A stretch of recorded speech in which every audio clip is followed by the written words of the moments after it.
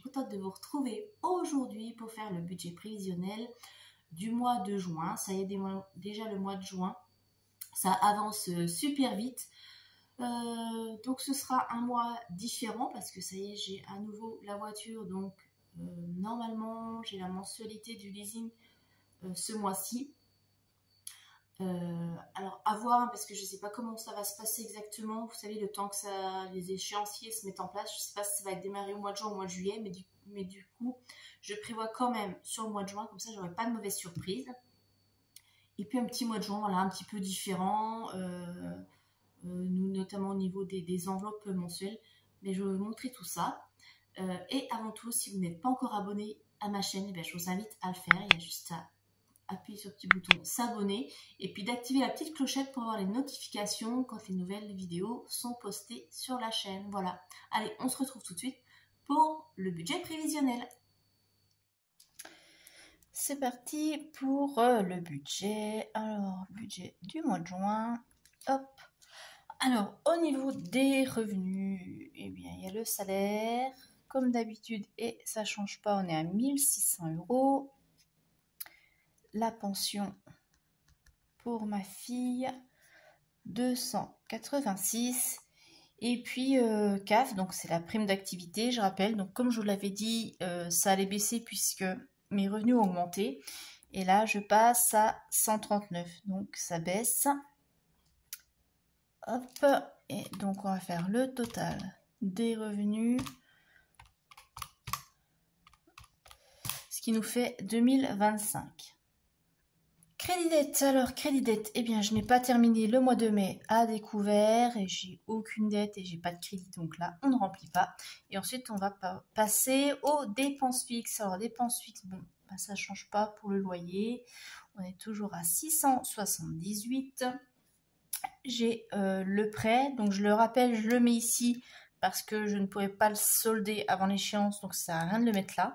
Donc pour moi il fait partie des dépenses fixes jusqu'à la dernière échéance. Et là, c'est 114 € par mois. Et ce qui change, alors normalement, hein, je le mets, je n'ai pas encore la voiture là au moment où je filme. Je devrais avoir ma voiture cette semaine ou début juin. Donc, si je l'ai au mois de mai, j'aurai la première échéance de leasing au mois de juin, et si je joue au mois de juin, ce sera au mois de juillet. Mais je préfère la noter.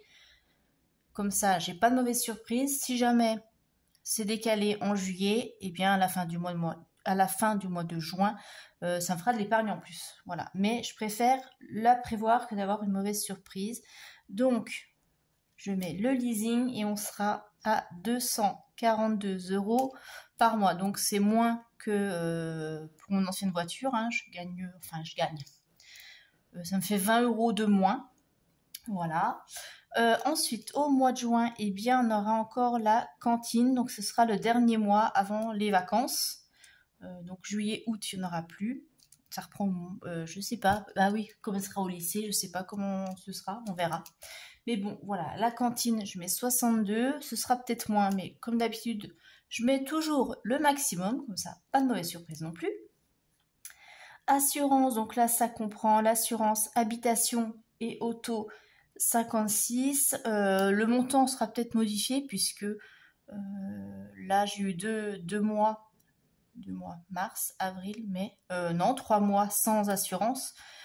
On avait fait une suspension de contrat pour pas toucher à la mensualité. Ce sera revu quand j'assurerai à nouveau le nouveau véhicule. Ils vont remettre à jour les échéanciers. Donc, ça va peut-être baisser un petit peu. Et sachant que la nouvelle voiture, au niveau du coût de l'assurance, ça me coûtera aussi moins cher que l'ancienne. Donc, normalement, voilà. Ensuite, comme d'habitude, eh bien, j'ai le gaz. On est à 101 € par mois. Ensuite, il y a l'électricité, 31. L'Internet. Internet, c'est 16 €. Donc, je rappelle, moi, j'ai pas une box. Ici, j'ai la fibre et on est sur un fournisseur local. Donc c'est pas les mêmes tarifs et au niveau de la fibre non plus. Voilà. Donc c'est pour ça que je paye seulement 16 €. Parce que beaucoup me disent ah ça tu payes pas cher, t'es chez qui? Voilà.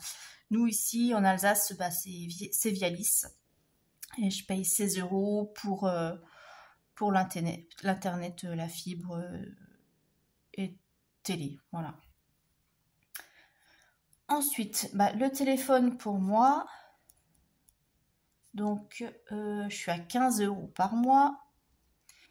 Et puis, ce qui change aussi, c'est le téléphone pour ma fille. J'ai modifié son forfait parce qu'en fait, là, elle était à 5 €, 5,90 €. Et je me retrouve souvent embêtée quand je dois lui envoyer des messages. Comme elle mange beaucoup son forfait, des fois, elle ne les reçoit pas. Donc, c'est vrai que c'est un petit peu embêtant. Pour la joindre, si elle va se promener un petit peu avec des copines ou voilà, ou quand elle rentre de cours, etc. Donc j'ai modifié son forfait comme ça. Elle a le même que le mien, mais même c'est pour 16 €, donc ça fait 1 € de plus que moi. Je sais pas pourquoi. Bon, je pense que moi j'ai dû bénéficier d'une offre à l'époque, mais bon voilà, là. Elle a le même forfait que moi, comme ça on est tranquille, je peux la joindre n'importe quand, même voilà sur nos conversations de famille, etc. Elle peut suivre. Donc voilà, et puis je verrai du coup pour compenser, parce que bon, c'est vrai qu'on passe de 6 € voilà, à 16. En contrepartie, au mois de septembre, je vais baisser son argent de poche. Voilà, comme ça. Ça reste à l'équilibre, ce sera très bien comme ça. Ensuite, la cotisation de compte bancaire, on est toujours à 12 et j'ai toujours Netflix et on est à 9 €. Voilà, vous voyez un petit peu de changement. Alors, on va ajouter tout ça. Ce qui nous fait 1352 € de charge fixe. Ok, maintenant, au niveau des virements permanents, alors j'ai toujours le virement vers le LEP qui est de 50 €. Donc comme d'habitude, il y a 40 € qui partent pour le fonds d'urgence et 10 € pour ma prévoyance. Donc ma prévoyance, je vous rappelle, c'est un petit livret que j'ai ouvert en plus qui permettra de couvrir mes frais d'obsèques. Voilà, je mets 10 € par mois. Je pense que d'ici là, j'aurai le temps de faire mon petit pécule. Voilà. Hop, parce qu'il faut aussi prévoir. Dépenses variables, ce mois-ci. Alors, je compte du carburant et je compte 50 €. Alors, je ne sais pas du tout comment va consommer la voiture. Donc, je pars déjà sur 50 €, on verra si je dois ajuster ou pas, s'il faut monter un peu ou pas. Bref, et comme au mois de juin, j'ai des petites sorties de prévues et qu'il faudra utiliser la voiture, je préfère être prévoyante. J'aurai aussi en dépense le péage. Ça, c'est le péage de mon week-end, là, dans le Doubs. Vous savez que moi, j'ai le badge. Donc forcément, c'est prélevé sur le mois d'après. Donc les trajets que j'ai faits là, sur le mois de mai, seront prélevés au mois de juin sur mon compte. Et j'ai compté, normalement, il y en a pour 26 €. Dedans sont compris les 2 € d'abonnement mensuel. Je paye 2 € quand j'utilise le badge. Mais au-delà de ça, si je ne l'utilise pas dans le mois, j'ai pas d'abonnement qui est prélevé. Donc ça, c'est bien. Il est prélevé uniquement quand on sert du badge. Ce qui nous fait un total de dépenses variables de 76 €. Ensuite, eh bien, comme d'habitude, là, c'est les enveloppes pour le mois, hein, donc pour mes dépenses courantes. Donc, j'ai l'enveloppe course, ça ne change pas, je mets toujours 280 €. L'argent de poche, donc là pour le dernier mois, parce que pareil, juillet, août, il n'y aura pas. Là, c'est 20 €. En divers, ça je rappelle, c'est mon mini fonds d'urgence pour le mois. S'il manque de l'argent dans une des catégories ou si j'ai un achat imprévu, et bien comme ça je peux piocher dedans, ça évite de prendre dans mon fonds d'urgence sur le livret. Et là, dans divers, donc je mets 20 €. Et là, l'enveloppe loisir, ça change aussi parce que comme je vous l'ai dit, alors au mois de juillet, j'anticipe beaucoup, moi. Au mois de juin, j'aimerais aller au cinéma parce qu'il y a un film qui sort, il y a Indiana Jones, voilà. Donc j'aimerais bien aller le voir, bon, j'espère ne pas être déçue. Donc il y a une sortie ciné et puis au mois de juin, on a aussi un salon geek et je voudrais emmener ma fille, là c'est sur le secteur, c'est pas très loin. Donc ça permettra aussi de faire une petite sortie le week-end. Donc pour tout ça, je prévois un budget de 50 €. Donc là, vous voyez, j'explose. D'habitude, je mets 20 € par mois pour les loisirs. Là, au mois de juin, on se fait plaisir. Il y a 50 € pour l'enveloppe loisirs. Et je fais une enveloppe Létis. Ça change aussi. Je me fais un petit plaisir. Donc je vais mettre 20 € dedans. C'est parce que maintenant, sur notre lieu de travail, 2 fois dans la semaine, on a un food truck qui vient. Et je me suis dit que ça pourrait être sympa, enfin avec les collègues, on s'est dit une fois dans le mois, se prendre un petit truc, bon les autres, enfin moi une fois par mois, hein, les autres font comme elles veulent, mais moi voilà, je me suis dit qu'une fois par mois, je vais me faire plaisir, je me prendrai un petit repas du midi au food truck, j'ai compté, allez maximum j'en ai pour 15 €, mais voilà, comme ça, bah, il faut aussi se faire plaisir, c'est important. Alors, au niveau des enveloppes, bah, c'est tout ce que j'ai prévu, bah, c'est déjà pas mal. Hein. Alors, plus, hop, ce qui nous fait 390 € d'enveloppe. Maintenant, on va regarder combien il me reste du coup pour répartir dans mes épargnes. Alors, je sais que certaines, elles font les épargnes avant. Moi, je fais déjà... mes enveloppes pour vivre et les épargnes ça vient après parce que moi vu le montant de mes charges pratiquement j'avais regardé là, le mois dernier je suis à 60% de charges par rapport à mes revenus, donc ce qui est énorme hein. Donc voilà, je préfère déjà m'occuper de mes dépenses variables et de mes enveloppes pour vivre et après on s'occupe des épargnes. Pour moi c'est plus logique de le faire comme ça. Parce que ça serait bête de devoir épargner et puis après ben, être obligé de se priver pour les courses ou autres. Pour moi, c'est comme ça, dans ma logique. C'est déjà ce qu'il faut pour vivre correctement et après, le reste, ça va dans les épargnes. Et chacun fait bien comme il veut.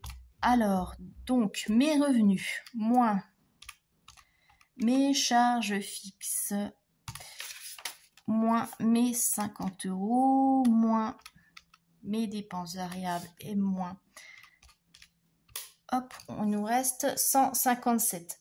157, donc 150 € à répartir dans les épargnes.